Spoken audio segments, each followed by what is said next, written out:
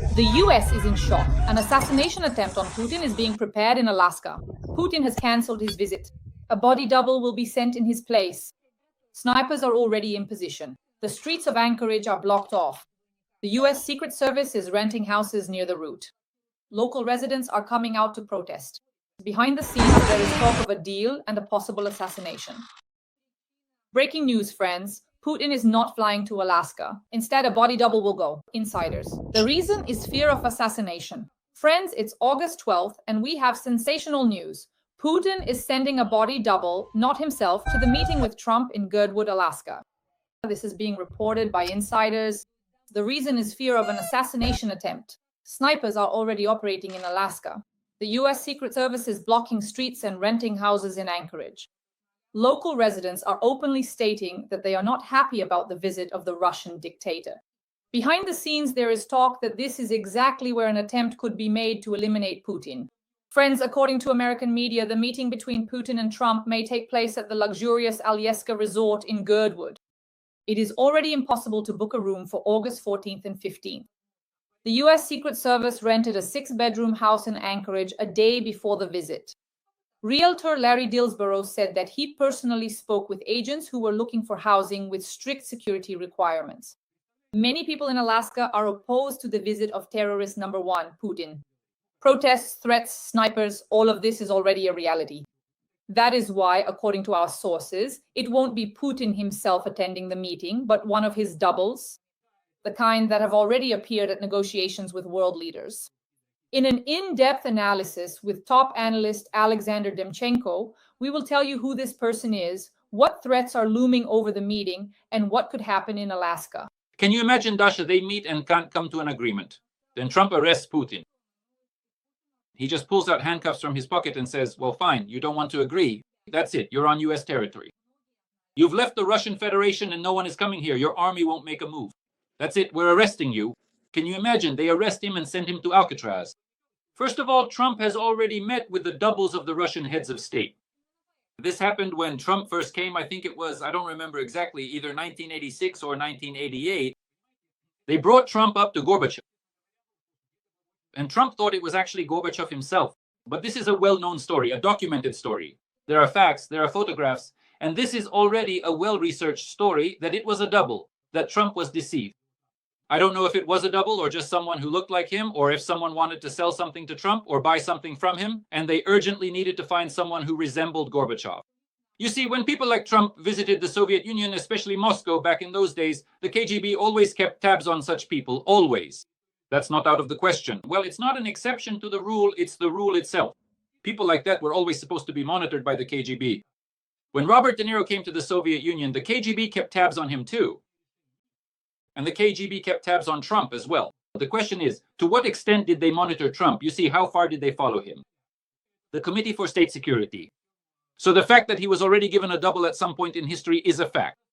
Will a double be sent from Putin? I'm not sure about that. Although, honestly, well, listen, that would be very, very comical, wouldn't it? If Trump were to meet with a double and then Witko, not even Witko, but Rubio would whisper in his ear, look, boss, we didn't authorize him. This guy, he's a fake. That's not the one. You're not negotiating with him.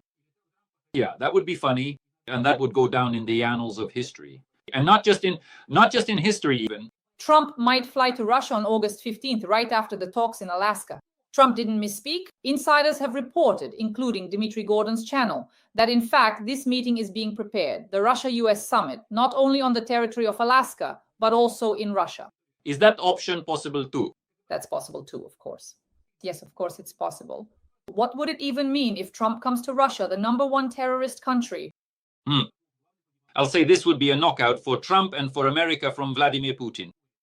Because this particular and significant step would undoubtedly be a real and utter disaster, and not just for Ukraine, but it would in fact be a profound and lasting disaster specifically for Donald Trump. You see, this is no joke. Ushakov, the main diplomat from the Kremlin from Putin, stated that this meeting in Anchorage on Alaskan territory is preliminary. And Trump himself said that it is preliminary. No serious fateful decisions will be made there. None at all. It's just to feel out some points of contact. Or maybe they've already made contact long ago and we just don't know about it. Those two lovebirds, Putin and Trump. But now they want to drag Trump to Moscow and barricade him somewhere on Kremlin grounds or under the Kremlin. I don't know. But the main thing is that he comes there. Look, these are three important, well, not victories, but significant achievements for Putin within the framework of this massive special operation that started, let's say, in January of this year. So let's take a look to start with. So what did Putin get out of this? Trump brought him out of the isolation that Biden and his circle, albeit clumsily, had been trying to organize.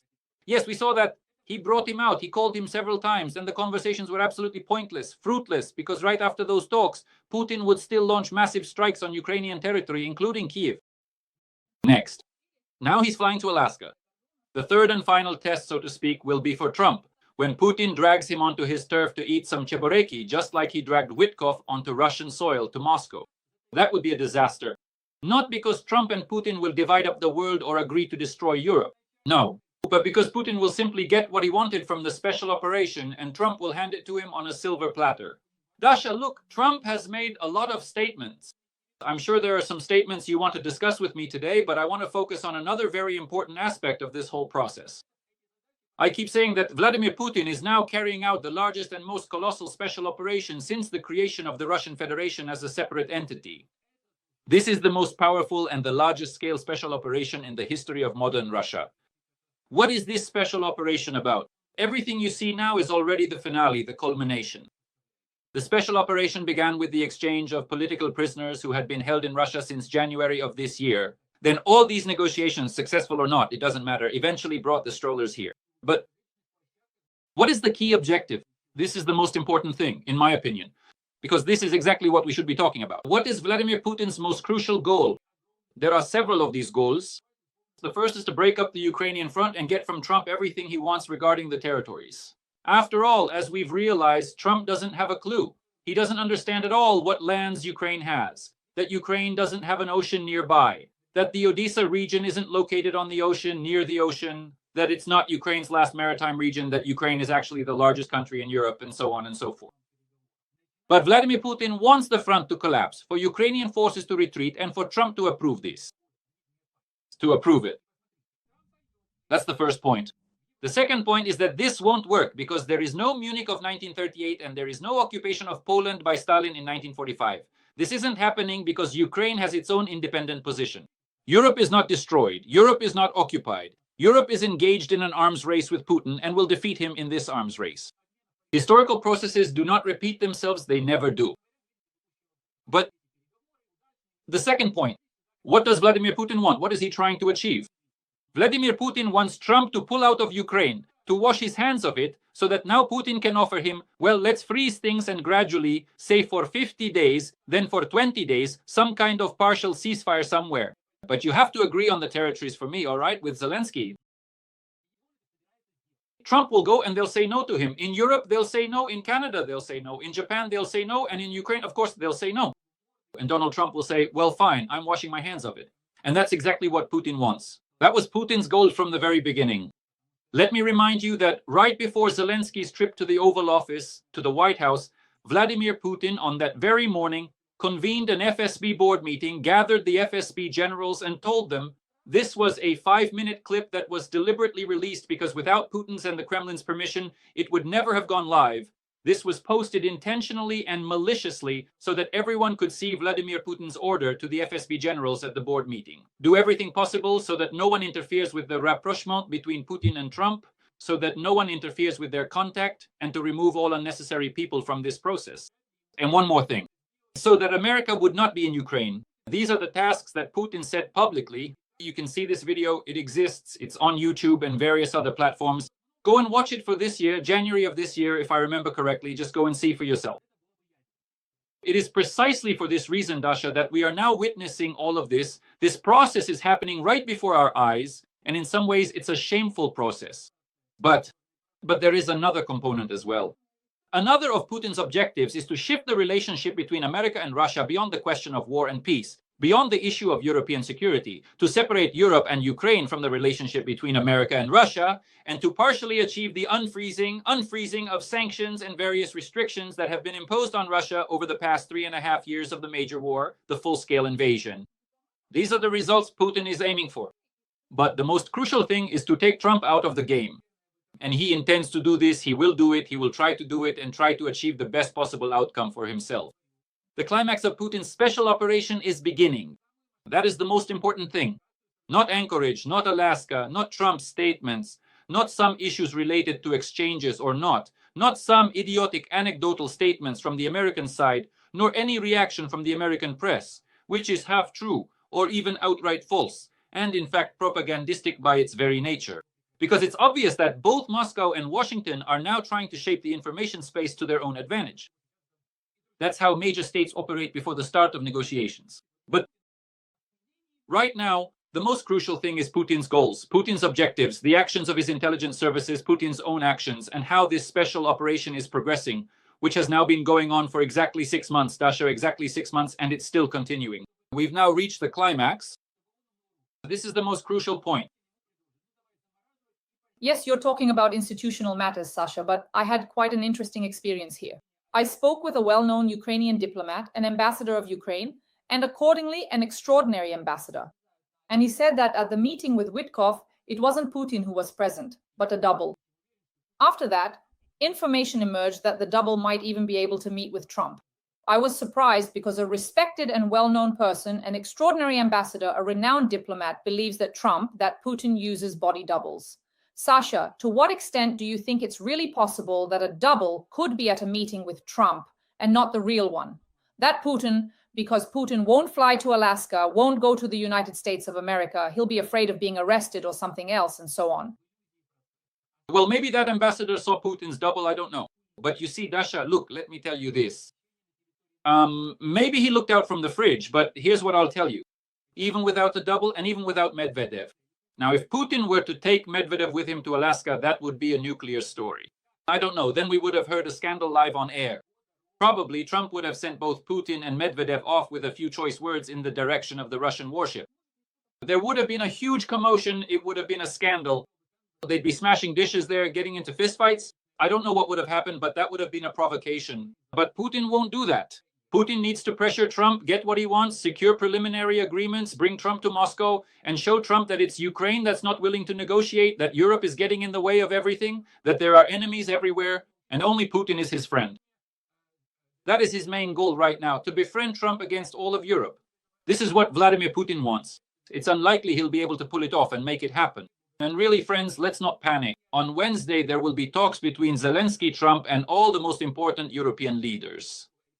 And now Trump won't be able to claim that he wasn't given any initial data, key points, ultimatums, or requests from Europe and Ukraine. He'll go there with these documents and will have to decide on the spot what to do. There's something about this that bothers me, you know. A Nobel Peace Prize for Trump from Putin. So Putin could buy Trump off with a Nobel Prize. I'm not sure Trump would sell everyone out just for a Nobel from Putin. But the fact is, he's a megalomaniac. He has an inflated ego, an exaggerated sense of self-importance. He's self-absorbed. That's undeniable. And Putin will play on that. But listen, this is going to happen. All of this will happen. But what matters is something else. Vladimir Putin has no intention of ending the war. He's not planning to stop the military actions, the fighting. He's not even going to do that. All this talk about Putin being ready to freeze things any moment now. He's not ready. He's not ready to freeze anything, not ready to stop anything. If he were ready to stop, he wouldn't be organizing year-round conscription. He wouldn't be switching to an electronic registry on the government services portal to send out all these electronic draft notices and everything else. He wouldn't be raising the pay for contract soldiers. He wouldn't be looking for more cannon fodder in North Korea. He wouldn't be building new defense factories with the help of China and Iran. He wouldn't actually be trying now to organize an aerial ceasefire in order to relieve some of the pressure on his oil refineries and do everything possible to keep his railways running and ensure everything is delivered on time. He wouldn't be organizing Russian, Belarusian Zapad 2025 exercises on Belarusian territory and so on and so forth. He wouldn't be conducting nuclear exercises right now on Novaya Zemlya, testing his Burevestnik, that ridiculous missile of his, you see? Threatening Trump, who will be in Alaska with his Burevestnik. He'll just target that missile and say, now I'm ready to negotiate with you under the threat of missiles. There, with you as the target. There as the target. You see? None of this would be happening, but it is. So there won't be any kind of cessation of anything. We're living under the illusion of a process, but the real process is happening and will continue to happen behind the scenes. And I'm more than sure that Putin will be bringing Trump plenty of goodies that have nothing to do with Ukraine at all. Sasha, so what is the whole world in Ukraine discussing? First topic of discussion. Trump and Putin are freezing in Alaska. They get lost. Bears appear, grizzlies. What kind of bears live in Alaska? The specialists know that, of course. Next, snipers, gunfire. Let's consider a few scenarios. Could something happen in Alaska during the meeting? We have already learned that the meeting between Putin and Trump may take place at the Alyeska Resort Hotel in the resort town of Girdwood. This has been reported by American media. The reservation is for August 14th and 15th. It won't be possible to make a reservation. Room rates on other days are over $1,000. And in Alaska, the U.S. Secret Service, responsible for the president's security, rented a 6-room house in Anchorage ahead of the Trump-Putin meeting, reports the New York Times. Realtor Larry Disbrow said that yesterday agents from the service contacted him with a request to rent a house that had to meet the requirements they described. What could happen? What does the whole world dream about? Snipers, gunfire, and so on. Are you expecting any extraordinary... Just imagine, Dasha, they meet, can't come to an agreement, and then Trump arrests Putin. He just pulls out handcuffs from his pocket and says, all right, you don't want to agree. That's it. You're on U.S. soil. You've left the Russian Federation. No one is coming here. Your army won't make a move. That's it. We're arresting you. Can you imagine? They arrest him and send him to Alcatraz. And Putin lives there for the rest of his days. And in Russia, a soft coup d'etat begins. I don't know what might happen. By the way, today is a very important date. It's exactly 25 years since the Kursk submarine sank. And when Putin killed them, and yes, it was him, he didn't rescue those sailors, the crew. A huge number of people, if I remember correctly, it was 188, but I don't want to speculate on the exact number. I remember very well the scene when he came to those widows, to the wives and mothers of those sailors who simply drowned there, who were sinking. And he started yelling at them, saying, why did you bring these people to me? Why did you bring me this soup? These are prostitutes. Why did you bring them all here? This is all a setup. None of this is real. Then he was saving his generals' skins. And he was saving his generals' skins. I don't know why did I remember this? I don't know what is supposed to happen, Dasha, in August. But it's clear that right now we need to understand what will become the Kursk moment for Vladimir Putin.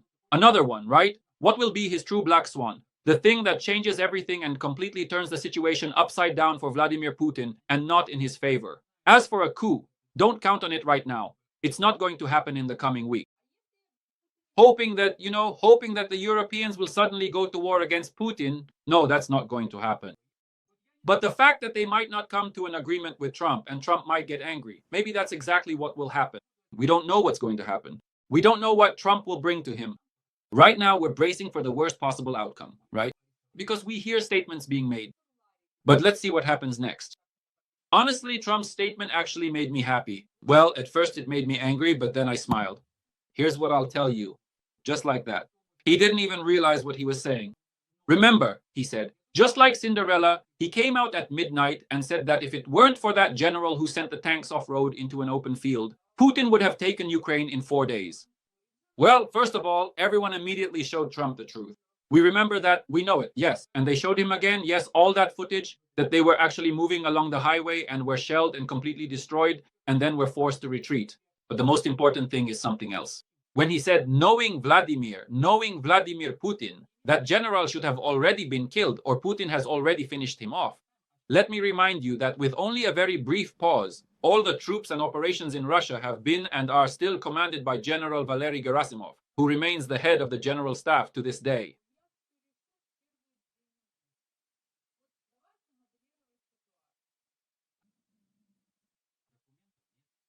Did I understand Donald Trump correctly, that Trump called on Putin to kill General Gerasimov or to arrest him or to get rid of him? If that's the case, then let them at least give some kind of signal, some kind of sign, you know? But if this is a request, then of course it's a very bizarre request coming from Trump. But these are jokes, you understand? Although there's absolutely nothing funny about this whole story. I don't know what's going to happen, and nobody knows what's going to happen in Anchorage in Alaska. We don't understand what could happen there. But I think we're in for a lot of surprises. And by the way, from the very beginning, you see the Russian Federation and Putin, they skillfully play this whole story in the information war, making it seem like Russia has sorted everything out and now everything will be fine. I don't think everything will be fine and wonderful for Russia. In fact, I believe that Vladimir Putin will be forced to lose quite a lot. And the more Trump forces Putin to lose as part of these agreements, the higher the likelihood that power will change in Russia and Vladimir Putin will be removed. Sasha, Trump also said a very important phrase that I'll solve everything in the first 2 minutes. So let's try to model the situation. So Trump and Putin meet in Alaska, and then most likely Trump is supposed to come to Russia on August 15th for this Russia-US summit. They need to get everything done there quickly and efficiently. So what should Putin offer Trump to make Trump satisfied? Trump was satisfied, and he said, if something doesn't go as planned, I'll figure it out in 2 minutes, turn around and leave. And if Putin doesn't offer anything, what will Trump do? What do you think? Let's model the situation. Dasha, I don't know what can be done in 2 minutes. Just like that, right? To surprise someone at that level. Well, unless, they meet and Trump walks in for 2 minutes and says, now let's dance. I really don't know what could happen in 2 minutes. But what I do understand for sure is that we've already heard things like, I'll solve it. I'll resolve all the issues of the war in a single day. I'll fix everything in 2 or 3 weeks.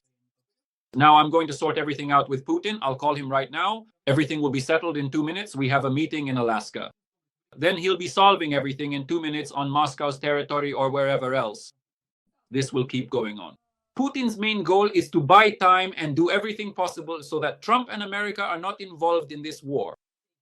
This is the most crucial thing. I will repeat this every single time. It doesn't matter at all what Donald Trump is saying right now. It doesn't matter at all. Because we actually don't know what's on the table. We understand perfectly well that most likely nothing has been prepared, no working groups have been involved.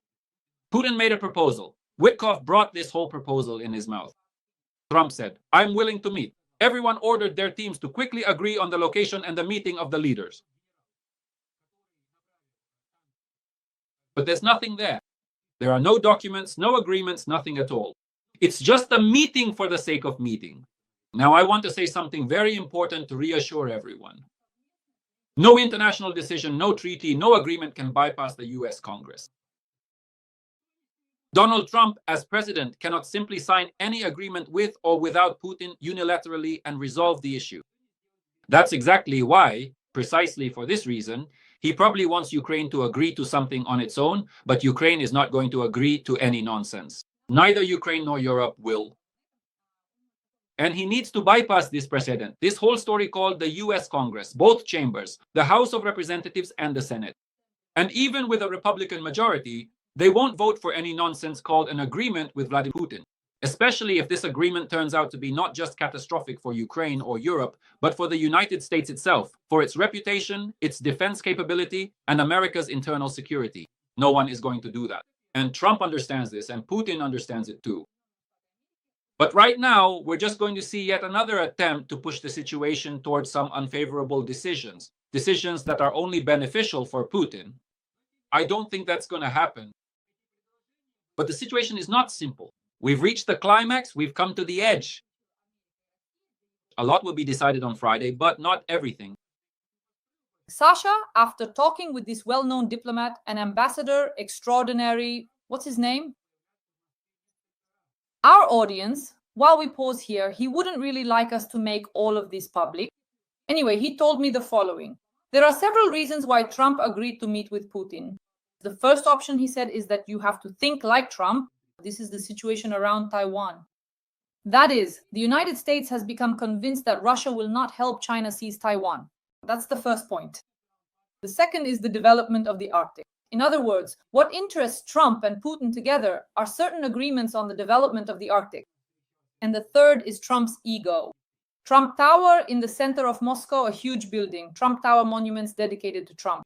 These are the perks, as he said, quoting the diplomat, the golden chocolate candy that most likely Witkoff received from Putin. And that's why Trump agreed to this meeting. In other words, there is nothing at all that concerns Ukraine. And right here it says, this is already this morning, Trump could force Ukraine to accept Russia's terms in order to strike a multi-billion-dollar economic deal with the Kremlin for Arctic development. According to the publication, about 13% of the world's undiscovered oil reserves and 30% of its natural gas are concentrated in the region. At the same time, almost half of these resources are under Russia's control.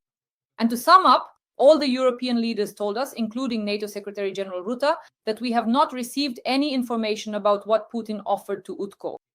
Trump, America, and the White House did not tell them about this. In other words, essentially, the deal made between America and Russia is unknown to Europe. What do you think? First of all, there is no deal. This deal will fall through. It's all nonsense. Sorry for the slang, Dasha. Let me explain in simple terms. First, in order to create this Arctic route from Russia over there towards America, I have one question. What are they going to do about the huge number of European countries? Well, for example, countries like Denmark. And what will they do about Greenland? Is Trump going to occupy it after all or not? And what are they going to do about countries like Norway or Britain with their interests there? What are they going to do with them? Wipe them off the map, erase them from the globe, sink them, tilt the Earth's axis, as the late Zhirinovsky used to shout? What are they going to do with them? Are they going to launch Poseidons at them? Are they going to send nuclear weapons there? What are they going to do with them? Or do they think that the Europeans will just swallow, just accept this so-called Trump-Putin deal, which doesn't actually exist? It's all nonsense. There is no such deal. A proposal doesn't mean a deal, you understand? That's the first point. Second, regarding the Trump Tower. Trump Tower was supposed to be built in Moscow several times. Trump visited there more than once. He held beauty pageants, met with the Agalarovs, all for the sake of building Trump Tower. He met with Putin's friends. Well, I won't name them, but anyway, he met with Putin's friends for this purpose. But nevertheless, was the tower built? No. These proposals were made several times. Did Putin build Trump Tower in Moscow? No. And now will he build it, Sasha? Will he build it now? He won't build anything. For him, it would be an insult to have a tower, an American president's tower, in his country, in Moscow. He will never do it. He might sell the idea, but it will never actually happen because, as Putin sees it, Trump is just a temporary figure. He came, and in 3 years, he'll be gone. And there won't be any Trump Tower either. And then Trump Tower would just get rebranded like McDonald's was turned into something else. What was it? Tasty, and that's it? Well, it won't be Trump Tower. It'll be Trump, and that's it. That's all there is to it.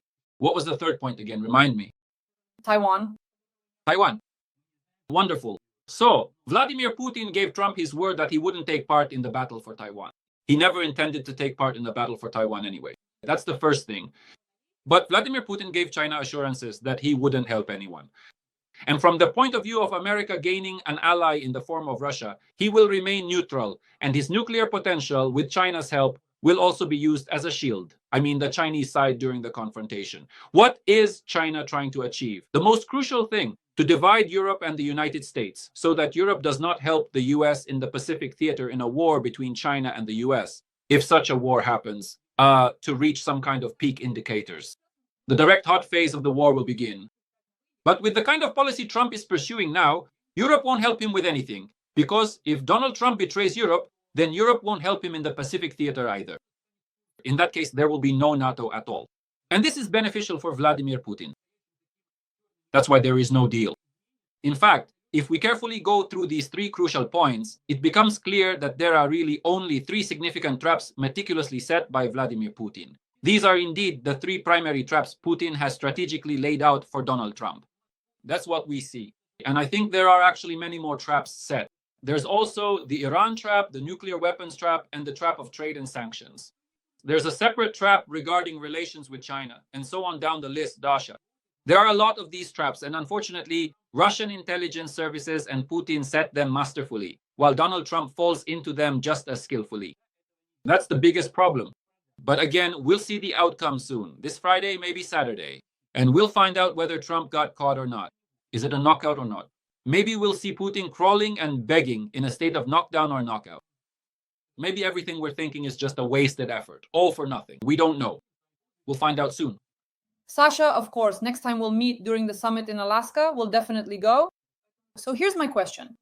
There isn't a summit yet. I'm interested in your prediction, since you're a top analyst.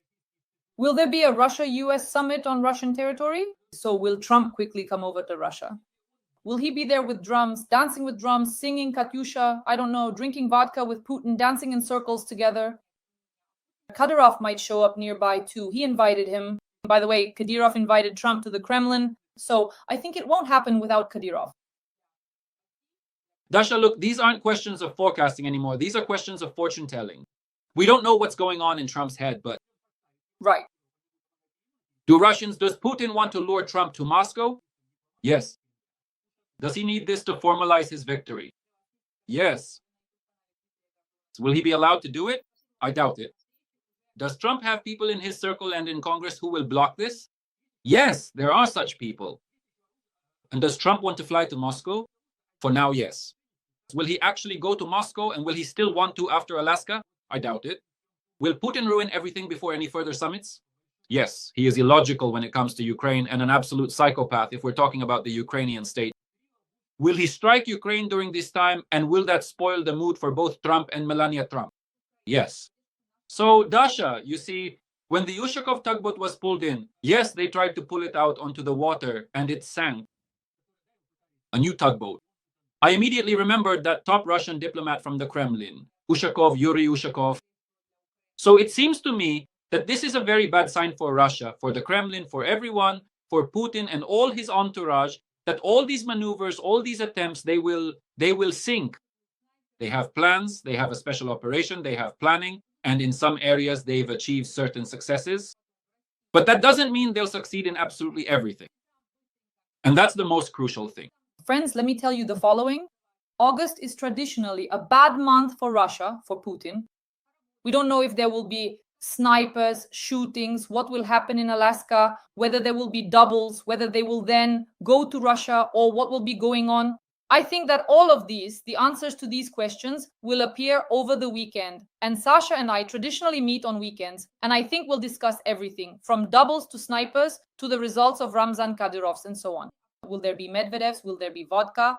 And what will actually make Trump change his opinion about Putin? Wait for the weekend, because as I understand it, the meeting in Alaska is on the 15th, which for Ukraine is most likely Saturday in any case. So on Saturday, we'll already start to understand something. Friends, please like this video. In the comments, write a few kind words in support of Ukraine, in support of our tandem, Sasha plus Dasha, Dasha plus Sasha. We work for you several times a week on Dmitry Gordon's YouTube channel and on my channel. Dasha happy. Sasha, thank you very much, and see you at the summit in Alaska this weekend. Until next time, bye.